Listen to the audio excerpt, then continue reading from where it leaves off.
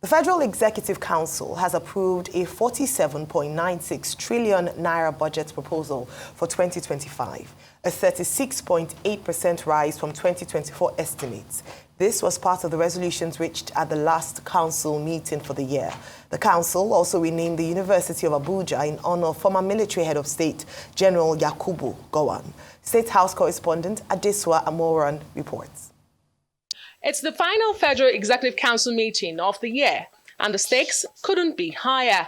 Nigeria's 2025 budget has been approved by members of the Federal Cabinet, with expenditure projected at nearly 48 trillion naira, a 36.8% jump from this year. The Minister of Budget and Economic Planning says the plan builds on the administration's successes in 2024 and aligns with its renewed hope agenda. The 2025 budget proposal articulates the federal government financial plan for the 2025 fiscal year and aligns it with the renewed hope agenda, the National Development Plan 2021 to 2025, and the earlier approved medium-term expenditure framework and fiscal strategy paper. It was designed to build on the advances in macroeconomic stability, security gains, infrastructure gains, human capital development effort, and creative industries, manufacturing, and all the measures that have been taken to expand economic activity. The plan assumes an oil price of $75 per barrel, daily production of 2.06 million barrels per day, and an exchange rate of 1,400 naira to the dollar, with a revenue target of 34.82 trillion naira. It leaves a deficit of 13.13 trillion naira, or 3.89% of the GDP. But questions linger over the timing of President Bola Tinubu's presentation of the appropriation bill to lawmakers, raising questions about the December to January budget cycle. However, the Budget Minister is confident that the cycle remains intact. Mr. President is determined to present the budget within the next 48 hours. It may be tough, but given all those confidence-building measures, we can't prejudge the National Assembly. But we believe that the National Assembly will expeditiously consider, given the track record, given the confidence, given their sense of appreciation of the relationship with the executive, particularly with Mr. President. However, I need to say here that our constitution have always anticipated that even if a budget is not passed by the 31st of December, the executive can continue to incur expenditure. Away from the budget, the council approved 161.3 million euro for the Cement Presidential Power Initiative, a project designed to modernize Nigeria's struggling power grid. The plan includes upgrades to 14 existing substations and the construction of 21 new ones in key cities including Onitsha, Abeokuta, and Sokoto. Subsequent upon completion of the pilot phase of these projects, so the Federal Executive Council at today's meeting considered it necessary for us to move forward as promised by the President of the Federal Republic of Nigeria at a meeting he held with the President of the Republic of Germany last week. As we all know, the cost of this first batch of the phase 1 of the Siemens project that was approved this afternoon is 161,328,228 euro. Additionally, the council approved 1.7 billion naira purchase of an office complex for the Nigeria Electricity Liability Management Company to reduce rental costs. The council also renamed the University of Abuja as Yakubu Gowon University, pending legislative approvals. To honor elder statesman General Yakubu Gowon, the University of Abuja will henceforth be called Yakubu Gowon University. Of course, the processes will have to go to the National Assembly for all legislative work. FEC will now proceed on recess from December 18 to January 6, 2025, with President Bola Tinubu expected to present the 2025 appropriation bill to lawmakers on or before then. Adesua Omorwan, Arise News. Thank you for that report, Adesua. Rufai, your take on this story. We talked about this yesterday. I didn't talk about touch on it. And we said the president was due to present the budget this week. He's postponed it by a day, and maybe from the feedback from the FEC meeting. But your take on this story? Okay, so I'm a little taken aback by the parameters, the workability of those parameters. 1,400 to the dollar. When you compare it to what we have now, it's pretty much hovers around 1,006, 1,007. Sometimes it's come to 1,005. So we have a little uncertainty in that market. $75 per barrel, yeah, pretty much around that benchmark for the global oil prices. And when you look at the parameters, the fact that they say we're going to raise about 34 trillion in revenue. Can we meet those revenue targets? I think those are hard questions we must ask. For a budget of 47 trillion, that means we're going to incur a deficit of about 13 trillion. Don't forget that we're carrying over a deficit of over 6 trillion from the last cycle, and adding to this, that's going to increase the deficit. And that's why when you look at the numbers, about from 87 trillion that when this administration came in, the debt has gone up to over 130 trillion. Couple with the fact that states, I think over 20 states have their budget around 20 trillion, and most of them don't really make that IGR. So where are we going to get the finances from? Vis-a-vis inflation threshold that has gone up to about 34.6%, that shows that the CBN has predominantly lost the fight this year against inflation. I mean, they've not been able to get anything out as regards inflation. Interest rates going up, growth and productivity very stifled, because an average business is going to get loans at the rate of about close to 27, 28, 30% from a bank. It's like tying both hands of a 6-year-old and expecting that child to fight Mike Tyson at his prime. It's very difficult for businesses. So it's going to be a tough one, very tense one. LCCI and other bodies are talking about the fact that it's going to be a very tense 2025 for the business environment.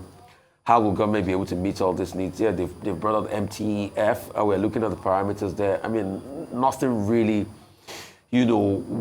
outlandish as regards celebration. Also, when you look at the fact that Ways and Means is still there, we have like incurably over 30 trillion still lurking around the corner that we've securitized. That Tilera Badibajok screams every time that is against the law. Those parameters are there. But a couple of other things. They said they're going to do things to cushion the effect. They're going to have a transport scheme for people. The question is, just like last year, is that going to work effectively? Because we remember how we had to go through the veracity of what they promised as regards what they did last year. Yeah, naming the school in honor of Yakubu Gowon, that's a good one. But pretty much you remember when they named Unilag, Maulag, in honor of MQ Abiola, people kicked against it. I don't think this one wouldn't face a lot of opposition. Are you sure about that? You know for a fact? I mean, a lot of people felt that naming Unilag, Maulag, because of the sentiment of MQ Abiola, should not face a lot of opposition, but it was kicked against. True. So, I mean, you don't know these things, but only time will tell. So, let's look at it in its entirety, but I'm just waiting with bated breath. A lot of questions for 2025. For me, where will the growth come from? Yeah, government is touting this 5 billion bonga thing, as a great achievement.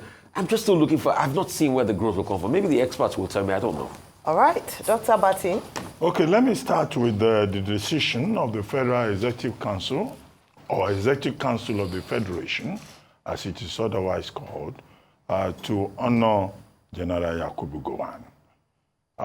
I think it was one point. Was it Bernard Shaw who said that, look, it's better to honor a man when he's alive, not when he's dead, and he no longer needs it, and he's not aware of it. There's a quote like that.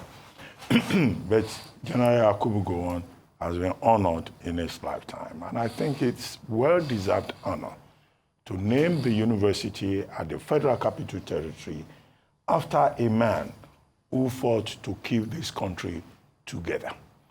Now, you remember that during the Civil War, with General Gowon as head of state of Nigeria, the slogan then is to go on with one Nigeria is a task that must be done. So that was the acronym that was carved out of his name. And okay, he fought to keep Nigeria one. And after that also, he had this rehabilitation, reconstruction, reconciliation project, the 3 R's. It was also the man that established in 1973 the NYSC. It was also the man that in 1975 hosted the Treaty of Lagos that led to the formation of ECOWAS, the Economic Community of West African States. Now, over the years, he has been an elder statesman, continuing along the path of peace and reconciliation. To honor such a man, is most deserving. And I think in that regard, I align myself with the decision of the Federal Electoral Commission. The second thing is the budget. Yesterday, I had asked the question, when will the budget be presented? In order to keep to the cycle, already established under the Buhari administration. Now they say it will be presented on Wednesday. The key issues are the parameters. One of the parameters is that we will be producing over 2 million barrels of crude per day. Where is that crude going to come from? From refineries that are still trying to be, in a fit status. Now, 1,400 naira to the dollar. Those who know the subject, economists who are educated in that area, have said that if we're not careful, we're going to get to 2,500 to the dollar next year. And they say that the exchange rate, the price of crude that they have, agreed upon is $75 per barrel. $75 per barrel. How can they assure that? When OPEC Plus is also taking a decision with regard to, the reviews that he had done with crude production on a daily basis by the 8 OPEC members who agreed to reduce reduction. That will have implications. Trump coming into power in the United States will also have implications for universal trade. China doesn't seem to have a bright prospect. China is the largest consumer of crude oil, energy products in the world. All of this, have they taken this into consideration? They say GDP growth rate of 4.6%. Who is so certain, who is that economist, who is so certain that we will have 4.6% growth rate? Now, Minister Bagudu tells us that because the MTEF, the medium-term expenditure framework, had been approved, that they are sure that it will be a seamless thing at the National Assembly. We are not surprised. Everything that comes from the executive is almost always seamless with this National Assembly. But we urge the National Assembly to take a fine-tooth comb and to look at the details. But they are being presented with this before Christmas. Maybe perhaps we'll not have any firm, declaration before January. All right, so let me start off with the Christmas largesse following the Federal Executive Council. That is the President announcing from the meeting that from the 20th of December to the 6th of January, I believe, there'll be free rail transportation for Nigerians. This is replicating what happened last year. And I remember that it was the road transportation that was quite a challenge because it was difficult to reconcile who was taking the transportation, how much money that was done.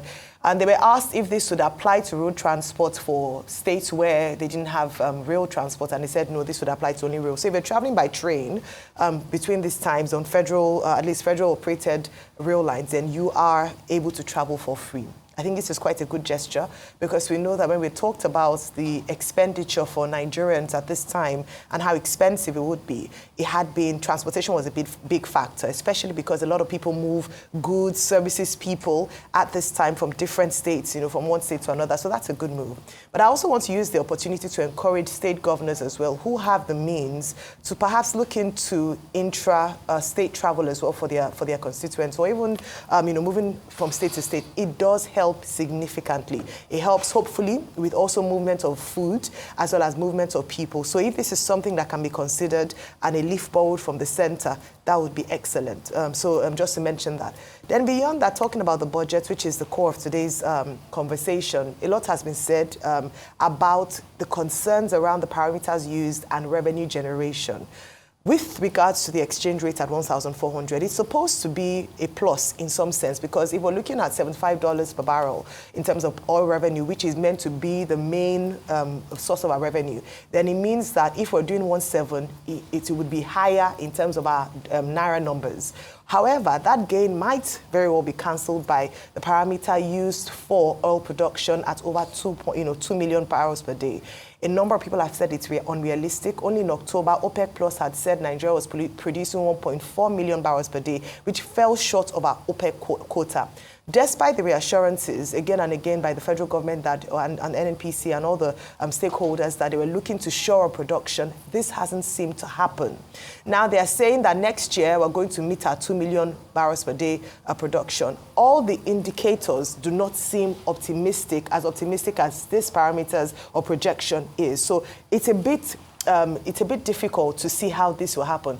The implication of this is that it will further deepen the deficit because we have this 46 trillion naira budget and we have already a 13 trillion naira deficit, yet we don't seem to have enough revenue projections in terms of revenue prospect to meet this deficit. Beyond that, of course, is also inclusive growth.